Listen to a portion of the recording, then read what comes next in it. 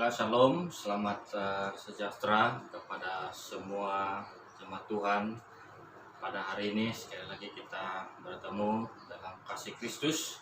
Baiklah saudara-saudara, hari ini mari kita merenungkan firman Tuhan yang akan kita pelajari hari ini. Mari kita berdoa, saya pimpin kita dalam doa. Bapa, segala pujian hormat kami naikkan di hadapan-Mu atas segala kasih karunia-Mu bagi kami, sehingga pada saat ini kami dapat berkumpul bersama-sama untuk merenungkan firman Tuhan. Pakai kami Tuhan secara menuruti kehendak Tuhan. Biarlah kiranya Tuhan Engkau menyertai kami dari awal sampai selesai. Bahkan hamba-Mu, kuasai hamba-Mu agar hamba-Mu dapat menyampaikan firman ini sesuai dengan penyertaan Roh Kudus. Di dalam nama Yesus kami sudah berdoa. Haleluya. Amin. Oke, baiklah saudara-saudara, sekali lagi kita mengucap syukur atas kebaikan Tuhan, masih memberikan kita kesempatan untuk merenungkan firman Tuhan.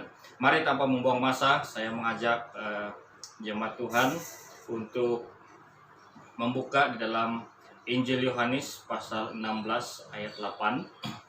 Injil Yohanes pasal 16 ayat 8, firman Tuhan berbunyi demikian.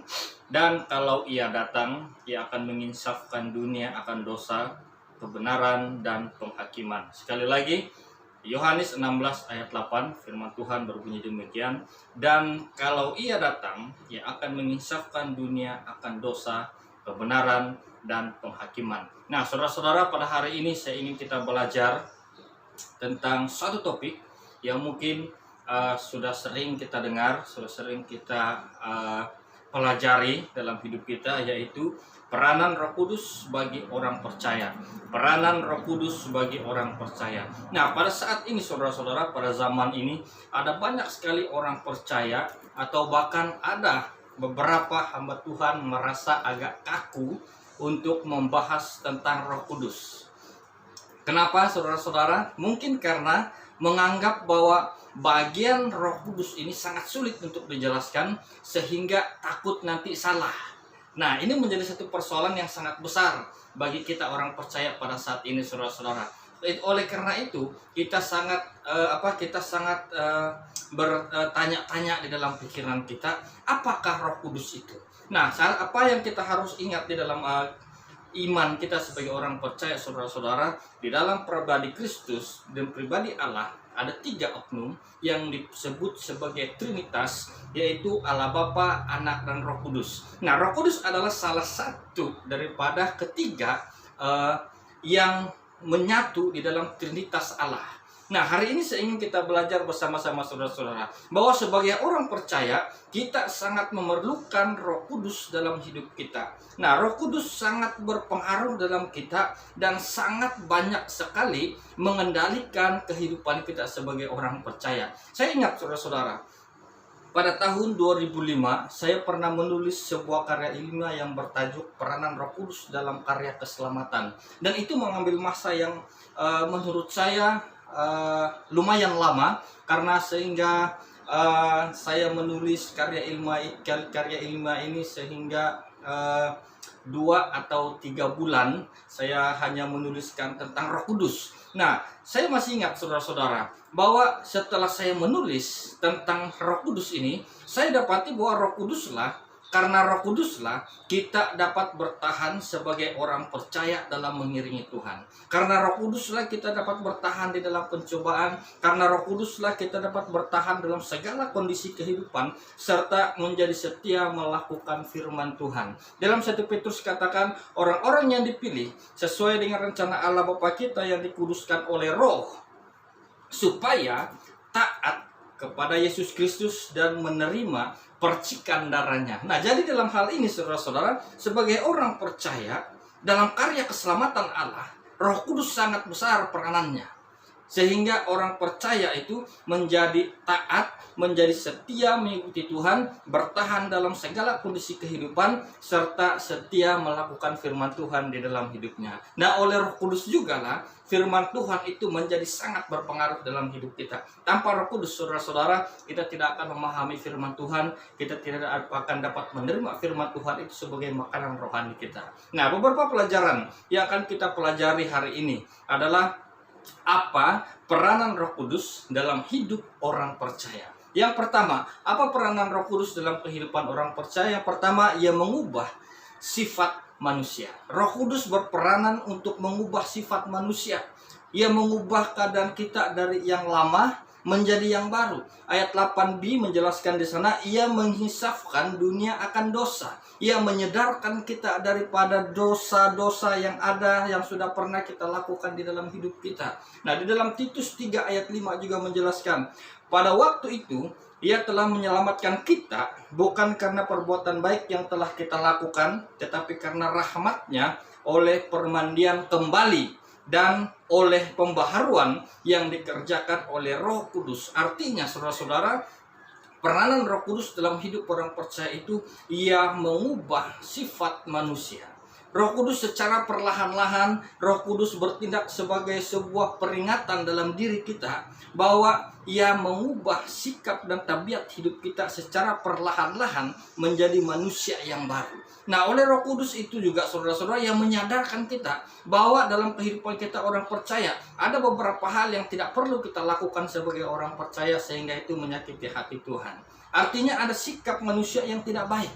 Ada sikap manusia yang pada awalnya menjadi sikap yang menyakiti hati Tuhan, dan setelah disadarkan oleh Roh Kudus di dalam hatinya sehingga ia berubah menjadi manusia baru. Nah, meskipun saudara-saudara tidak dapat disangkal bahwa pada zaman-zaman sekarang, pada masa sekarang ini, saudara-saudara, masih banyak orang percaya yang belum berubah. Saya percaya, saudara-saudara, bahwa dari sekian juta orang percaya, masih banyak orang yang belum berubah. Mereka hanya menjadi orang percaya, mereka hanya menjadi orang Kristen, tapi mereka tidak diubah menjadi baru. Nah, sekalipun demikian, Roh Kudus itu tetap setia. Dia tetap sabar. Dia setia menolong kita. Karena itulah pekerjaan Roh Kudus dalam hidup kita. Ia membangkitkan gereja yang suam. Ia membangkitkan semangat yang sudah patah. Ia siap membalut hati yang luka dan yang bersedih serta kecewa. Ia setia menolong agar hidup kita menjadi berarti di hadapan Tuhan. Itulah pekerjaan Roh Kudus, saudara-saudara. Kadang-kadang banyak orang yang tidak paham apakah pekerjaan Roh Kudus sebenarnya. Mereka hanya fokus tentang pribadi Roh Kudus, tapi mereka tidak pernah mengerti apakah peranan Roh Kudus itu di dalam hidup mereka sebagai orang percaya. Banyak orang yang sudah berubah hidupnya, mengatakan, oh, saya berubah karena kekuatan saya sendiri. Saya berubah karena saya berpikir sebegini. Sebenarnya, saudara-saudara, hal itu terjadi karena Roh Kudus sedang bekerja dalam hidup kita sebagai orang percaya. Yohanes 14 ayat 26 katakan, tetapi penghibur yaitu Roh Kudus yang akan diutus oleh Bapa dalam namaku, dialah yang akan mengajarkan segala sesuatu kepadamu dan akan mengingatkan kamu akan semua yang telah kukatakan kepadamu. Artinya, saudara-saudara, Roh Kudus mengingatkan kita kepada semua apa yang sudah Yesus ajarkan kepada manusia saat ia ada di dalam dunia ini. Karena itu buka hati kita, saudara-saudara, untuk Roh Kudus. Karena Roh Kudus akan bekerja dalam hidup kita. Ia akan mengubah keadaan kita. Ia akan mengubah sikap kita. Ia akan menjadikan kita baru sehingga kita menjadi berarti di hadapan Tuhan. Yang kedua, apakah peranan Roh Kudus di dalam hidup kita sebagai orang percaya? Ia menjadikan kehendak dan pikiran kita seirama dengan Kristus. Saya ulang. Peranan Roh Kudus yang kedua, ia menjadikan kehendak dan pikiran kita seirama dengan Kristus. Galatia pasal 5 ayat 25 katakan, jikalau kita hidup oleh roh. Galatia 5 ayat 25. Jikalau kita hidup oleh roh, baiklah hidup kita juga dipimpin oleh roh. Artinya, saudara-saudara, orang percaya yang hidup oleh roh, ia akan dipimpin secara langsung oleh roh. Dia tidak bertindak sendiri, tetapi dia bertindak melalui gerakan Roh Kudus di dalam hatinya.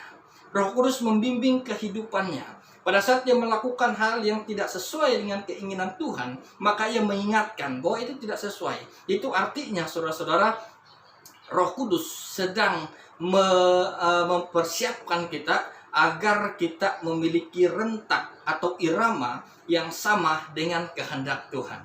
Roh Kudus tidak membuat manusia itu berpikiran tidak waras. Ingat, saudara-saudara, saya ulang. Roh Kudus tidak membuat pikiran manusia tidak waras, tetapi ia membuatkan pikiran manusia itu bijak.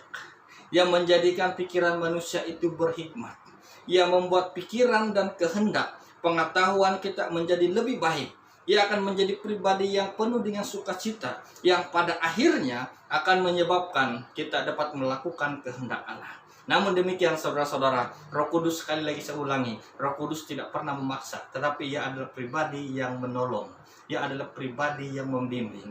Ia adalah pribadi yang menguatkan kita. Pada saat jalan kita tidak sesuai dengan kehendak Tuhan, Ia akan memberitahukan dalam hati kita. Tetapi saudara-saudara, apa yang sangat tidak baik di sini adalah manusia itu mempunyai pilihan. Manusia itu mempunyai kehendak bebas. Sehingga kadang-kadang pada saat Roh Kudus berkata di dalam hatinya, ia cenderung menolak, ia cenderung mengatakan, oh bukan. Tetapi saudara-saudara, Roh Kudus tetap memberitahukan kepada kita bahwa ia mau supaya kita berjalan, supaya kita memiliki pikiran dan kehendak yang seirama dengan Tuhan. Nah, yang ketiga saudara-saudara, apa peranan Roh Kudus di dalam hidup kita? Peranan Roh Kudus membuatkan kita agar menjunjung tinggi firman Tuhan. Roh Kudus akan membuatkan kita menjunjung tinggi firman Tuhan. 2 Korintus pasal 3 ayat 5 sampai 6 katakan, dengan diri kami sendiri kami tidak sanggup untuk memperhitungkan sesuatu seolah-olah pekerjaan kami sendiri. Tidak, kesanggupan kami adalah pekerjaan Allah. Ayat yang ke-6, ia membuat kami juga sanggup menjadi pelayan-pelayan dari suatu perjanjian baru yang tidak terdiri dari hukum yang tertulis, tetapi dari Roh. Sebab hukum yang tertulis mematikan, tetapi Roh menghidupkan. Artinya saudara-saudara, Roh Kudus memberi pengaruh yang menyeluruh dan luas dalam kehidupan seseorang. Bila seorang dipengaruhi oleh Roh Kudus, ia akan menjunjung tinggi firman Tuhan. Ia akan fokus terhadap firman Tuhan. Ingat saudara-saudara, hanya orang-orang yang dipenuhi oleh Roh Kudus yang akan fokus kepada firman Tuhan. Hanya orang-orang yang memiliki Roh Kudus yang akan memberi perhatian yang penuh terhadap firman Tuhan. Sehingga firman Tuhan yang dia dengar, firman Tuhan yang dipelajarinya, saudara-saudara, akan memberikan perubahan dalam hidupnya. Sehingga ia dikuatkan dan diteguhkan. Nah, firman Tuhan yang disampaikan saudara-saudara, firman Tuhan yang didengar itu selalunya berasal dan bersumber dari Roh Kudus. Karena Roh Kudus akan menggunakan kita, Roh Kudus akan memakai kita untuk terus menjunjung tinggi firman Tuhan. Yohanes 14 ayat 16 sampai 17. Aku akan meminta kepada Bapa dan Ia akan memberikan kepadamu seorang penolong yang lain supaya Ia menyertai kamu selama-lamanya, yaitu Roh kebenaran. Dunia tidak dapat menerima Dia, sebab dunia tidak melihat Dia dan tidak mengenal Dia. Nah, saudara-saudara, pada saat kita dipengaruhi oleh Roh Kudus, pada saat Roh Kudus berperan di dalam hidup kita, maka kita akan memberikan perhatian yang penuh kepada firman Tuhan. Jadi saudara-saudara, pertanyaan yang harus kita jawab dalam diri kita pada saat ini, kenapa saya tidak dapat memberikan respon yang benar terhadap firman Tuhan? Mungkin saudara-saudara, Roh Kudus belum menguasai hati kita. Mungkin kita belum membuka hati kita untuk Roh Kudus, sehingga Roh Kudus melakukan pekerjaannya dalam hidup kita. Harus kita ingat saudara-saudara, banyak orang yang salah terhadap Roh Kudus. Banyak orang salah tafsir terhadap apa yang terjadi peristiwa di dalam Alkitab. Harus diingat saudara-saudara, Kisah Para Rasul pasal 2 ayat 4 seringkali menjadi suatu tanggapan yang salah. Kita harus perhatikan ini. Kisah Para Rasul pasal 2 ayat 4 selalu ditanggapi dengan cara yang salah. Artinya di sini saudara-saudara, banyak orang yang menanggapi Kisah Para Rasul pasal 2 ayat 4 itu, jika ia dipenuhi oleh Roh Kudus, maka ia harus berbahasa roh. Sehingga bahasa roh itu dipelajari, sehingga bahasa roh itu dihafal, sehingga bahasa roh itu sangat banyak versinya, sehingga tidak dapat dipahami, sehingga mengganggu orang lain, sehingga mengganggu cara ibadah orang lain. Ingat saudara-saudara, saya ingin tekankan di sini, Roh Kudus tidak pernah membingungkan. Roh Kudus tidak pernah memecah belah. Nah, pada saat kita mungkin sedang berbahasa roh, orang sedang terganggu.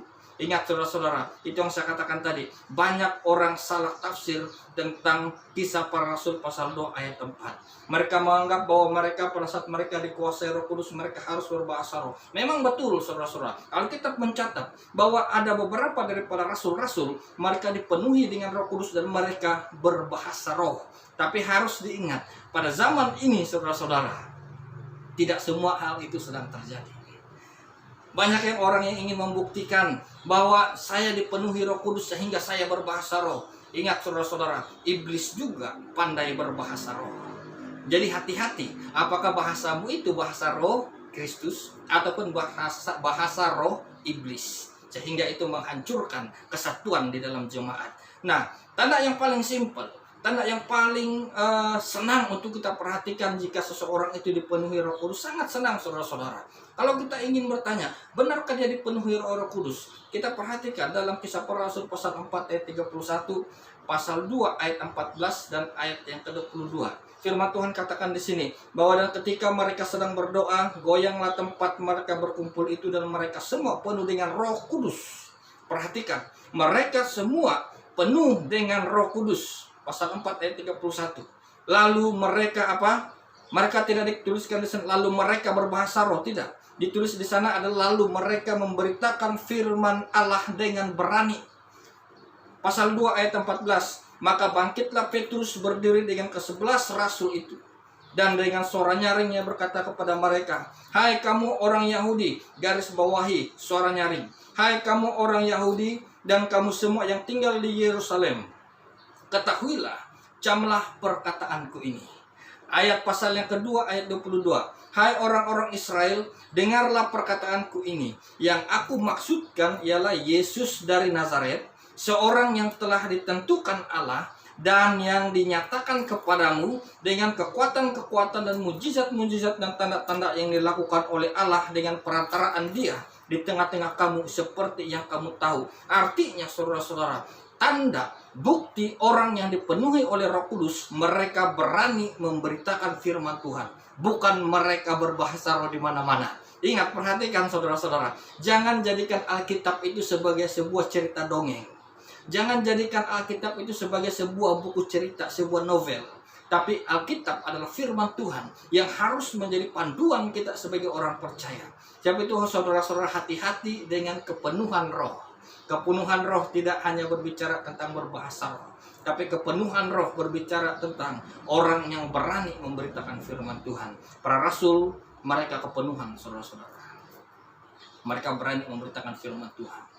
Apa yang saya perhatikan pada saat ini saudara-saudara, apa yang kita perhatikan pada saat ini saudara, ada banyak sekali hamba Tuhan, ada banyak sekali orang-orang percaya pada hari ini, mereka sibuk berbahasa roh. Mereka sibuk mengadakan persekutuan-persekutuan doa yang dipenuhi dengan bahasa-bahasa roh yang tidak dipahami. Tetapi di luar mereka tidak berani memberitakan firman Tuhan. Mereka tidak berani untuk menegaskan firman Tuhan yang sebenarnya. Mereka tidak berani berpegang pada prinsip utama firman Tuhan. Sehingga mereka mudah terikut-ikut terpengaruh dengan keadaan dunia pada hari ini. Saudara-saudara, kita harus hati-hati memperhatikan peran Roh Kudus dalam hidup kita. Pada hari ini saudara-saudara, jika engkau mau supaya Roh Kudus menguasaimu, engkau akan membuka hatimu, membuka tempat yang paling utama di dalam hatimu agar Roh Kudus menguasaimu, sehingga engkau berani mempertahankan firman Tuhan. Firman Tuhan di dalam Yosua, saudara-saudara, janganlah engkau menyimpang ke kiri atau ke kanan, maka sejahtera hidupmu. Firman Tuhan sangat tegas menyatakan saudara-saudara, pada saat engkau mulai terombang-ambing dengan filsafat-filsafat kosong, pada saat engkau mulai terombang-ambing dengan pendapat-pendapat, opini-opini yang tidak sesuai dengan firman Tuhan, engkau mulai sesat. Firman Tuhan sangat tegas pada hari ini saudara-saudara, bahwa peranan Roh Kudus dalam hidup orang percaya yang mengubah sikap manusia, yang menjadikan kehendak dan pikiran kita seirama dengan Kristus, dan ia menjunjung tinggi firman Tuhan. Karena itu saudara-saudara, biarlah hidup kita dipenuhi oleh Roh Kudus. Biarlah Roh Kudus berperanan di dalam hidup kita agar kita berani memberitakan firman Tuhan. Mari kita berdoa. Bapa, kami bersyukur atas pemberitaan firman-Mu. Pada saat ini Bapa, kami menyerahkan hidup kami ke dalam tangan-Mu. Kiranya Tuhan Roh Kudus menguasai kami. Kiranya Roh Kudus memenuhi hidup kami, agar kami menjadi manusia yang diubah menjadi baru, agar kami memiliki kehendak dan pikiran yang seirama dengan Kristus, agar kami terus menjunjung tinggi firman Tuhan. Dan biarlah Roh Kudus menguasai hidup kami, agar kami berani memberitakan firman Tuhan, tegas menyatakan prinsip-prinsip firman Tuhan, berpegang teguh kepada keutamaan Kristus di dalam firman-Mu. Bapa, Engkau pakai kami semua, biarlah kiranya kasih karunia, anugerah daripada Roh Kudus menyertai kami sampai selama-lamanya. Haleluya, amin.